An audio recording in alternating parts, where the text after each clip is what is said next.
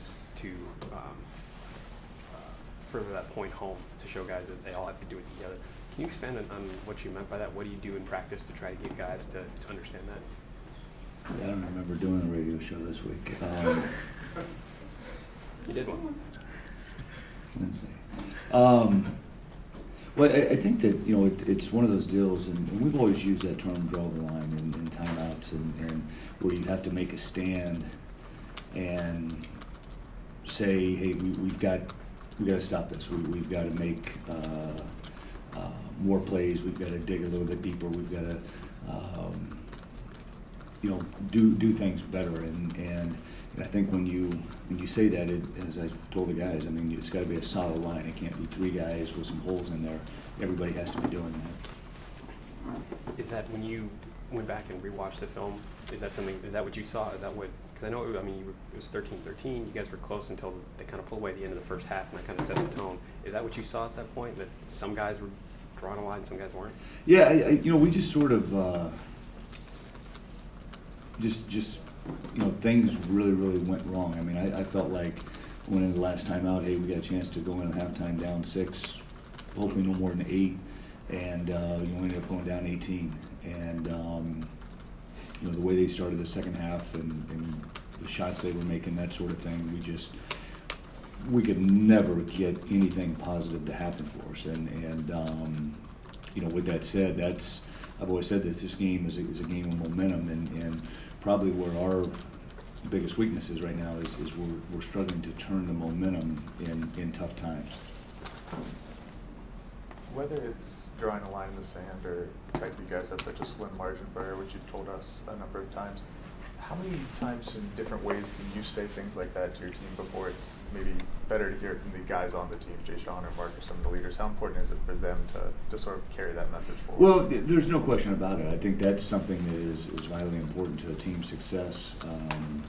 You know, just from the standpoint of taking ownership and wanting the accountability and you know, not being afraid to step forward and say, hey, let's do this together. We're a close group of guys. We've got to pull together.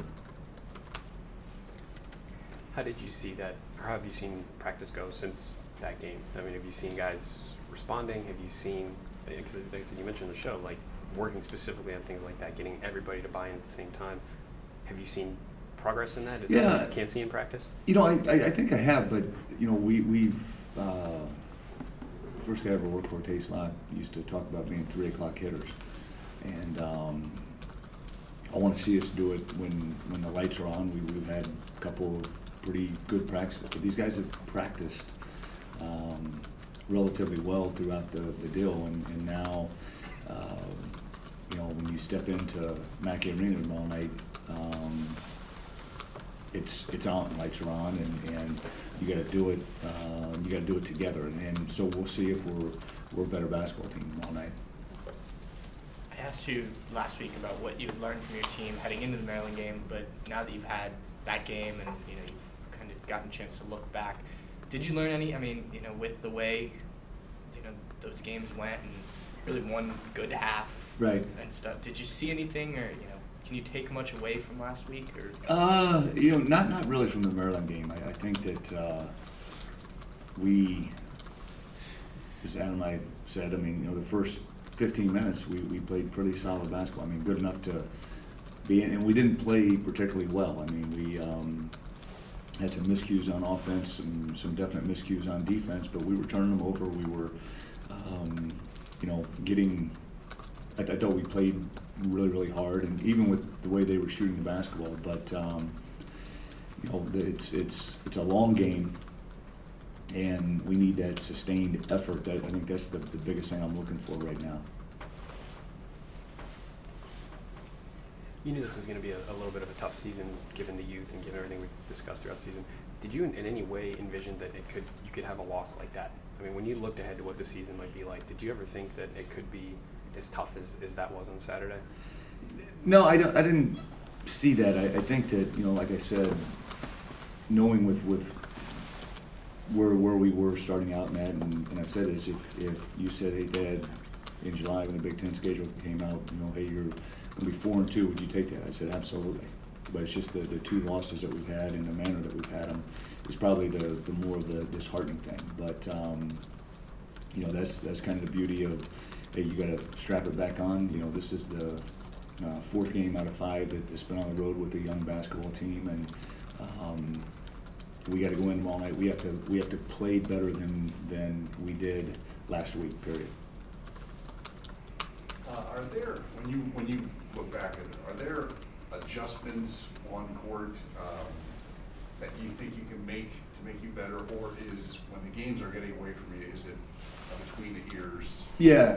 problem? You know No, what I mean? well, there's no question. I think that is, you see the breakdowns, and I probably look more at the defense in those times, and you're saying, where are you? I mean, why didn't you go? You know, that was breakdown, that was shell, that was walkthrough, that was film, you know, and we just didn't make the rotation. And you know, I think that's one of the biggest challenges is what we're putting in our minds in those times. And you know, at that particular juncture, I'm okay. I'm not okay with it, but hey, it's down 6 and we give up a no tag pick and roll layup. Those are the things that we got to get corrected.